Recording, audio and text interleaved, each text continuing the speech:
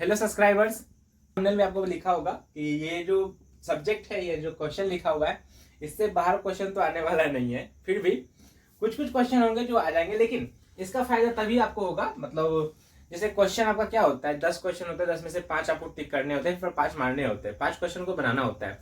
तो इसका भरपूर फायदा उठाइएगा।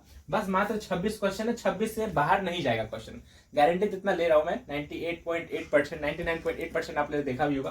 खैर, तो चलते हैं इस क्वेश्चन की ओर, क्या क्या क्वेश्चन है उसको देख लेते हैं। ये आपको अगर सही से नहीं दिख रहा होगा तो अपनी क्वालिटी को बढ़ा लीजिएगा, 360 से आप लोग 480 पे कर लीजिए, फिर भी पता नहीं चलता तो ज्वाइन कर लीजिए मेरे टेलीग्राम चैनल को, कुहू एसके क्लासेस। टाइप कर लीजिएगा सर्च बार पे, वहां पे आ जाएगा, फिर वहां पे कोई चीज छोड़ा गया है, वहां पे जाके देख लीजिएगा। शुरू करते हैं।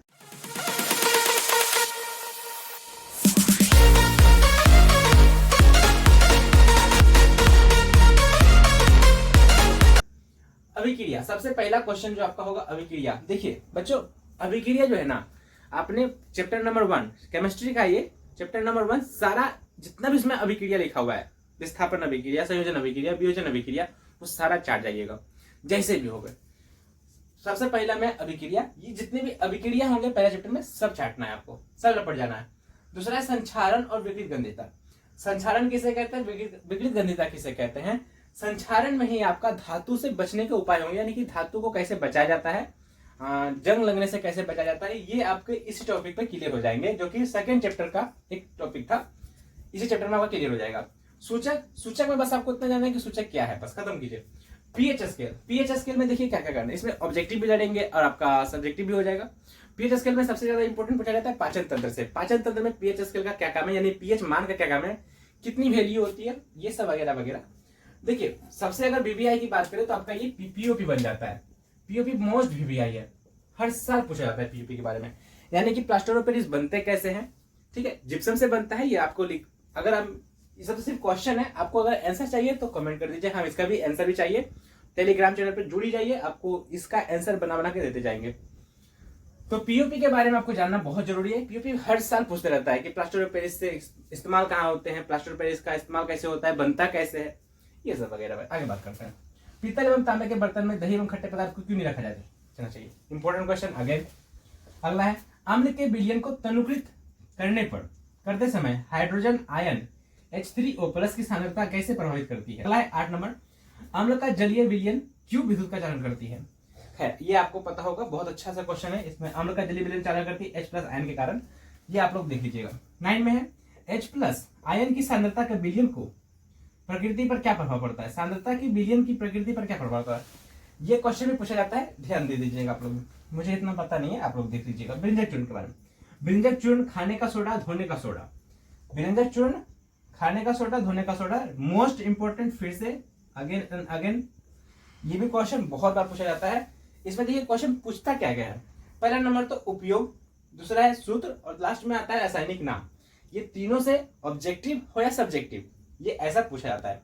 या तो पूछ लेगा सब्जेक्टिव में खाने का सोडा है, धोने का सोडा का उपयोग बताइए, खाने का सोडा, धोने का सोडा का फॉर्मूला, सूत्र। तो ये सारे ऑब्जेक्टिव में, सब्जेक्टिव में, दोनों में पूछे जाते हैं, मोस्ट भी आई है। एक ये हो गया, और यहाँ पे भी दे दी पीओपी के बारे में। अगला देखते हैं, उदासीनीकरण पूछा जाता है, उदासीनीकरण क्या है। अगला खनिज, अयस्क, गैंग, निष्पाद, भंजक, ये पांचों का परिभाषा पूछता है 5 नंबर में, 2-2 करके ऐसे पूछ लेगा। मिश्र धातु 2 नंबर में, अगेन 2 और 5 का मिश्रण इसमें दिया हुआ है, ठीक है ना, कोई 2 नंबर का है, कोई 5 नंबर का है। सेम क्वेश्चन अभिक्रिया से 5 नंबर का भी पूछ लेता है, 2 नंबर से भी पूछ लेता है, तो खैर वो आप लोग देख लीजिएगा, जैसा नंबर वैसा बनाना है आपको। उभयधर्मी ऑक्साइड क्या है, इनके 2 उदाहरण लिखिए, 2 उदाहरण आपको लिखना है। सहसंयोजक बंध क्या होते हैं, इसके बारे में आपको लिखना पड़ेगा, objective 2 number, sorry subjective 2 number का। हाइड्रोकार्बन तथा इनके प्रकार, ये 5 नंबर का क्वेश्चन पूछता है, हर बार पूछता है, या फिर ऑब्जेक्टिव सब्जेक्टिव दोनों मिला के, सॉरी सब्जेक्टिव में 2 नंबर या 5 नंबर दोनों मिला के। धातु के भौतिक तथा रासायनिक गुण, ये भी आपका 2 नंबर 5 नंबर दोनों में मिलते हैं। समजातीय श्रेणी 2 नंबर में आता है, ये सारे इंपॉर्टेंट है। संरचनाएं बाबू वो जरूर देखिएगा, संरचनाएं के बारे में, संरचनाएं जरूर क्वेश्चन पूछा जाता है, एक क्वेश्चन आएगा भी, नहीं भी आ सकता, कोई चांस नहीं है, इसलिए इसको इंपॉर्टेंट में रखा है, लेकिन आ भी सकता, नहीं भी आ सकता, कोई गारंटी नहीं है। फर्स्ट सेटिंग में डालेगा तो सेकंड सेटिंग में नहीं डालेगा, ऐसा कुछ होता है। साबुन, अपमार्जक, डिटर्जेंट, इनके उपयोग क्या क्या है ये बताया जाता है। हालांकि साबुन अपमार्जक तो बहुत कम मिलता है, मेरे को ज्यादा मिला नहीं, साबुनीकरण बहुत ज्यादा मिलता है, ठीक है। ये क्या होती है उसके बारे में आप देख लीजिएगा। न्यूलैंड के अष्टक सिद्धांत, क्वेश्चन फिर से ये सब 5 नंबर में पूछते हैं। न्यूलैंड के अष्टक सिद्धांत, मेंडलीव का आवर्त सारणी, आधुनिक आवर्त सारणी, इनकी ये क्या है, इसकी विशेषता क्या क्या है। और 5 नंबर अगर पूछने का होगा तो ये पूछेगा मेंडलीव की आवर्त सारणी और आधुनिक आवर्त सारणी की तुलना कीजिए, दोनों में क्या संबंध या फिर क्या अंतर है दोनों में, तो ये 5 नंबर पूछता है।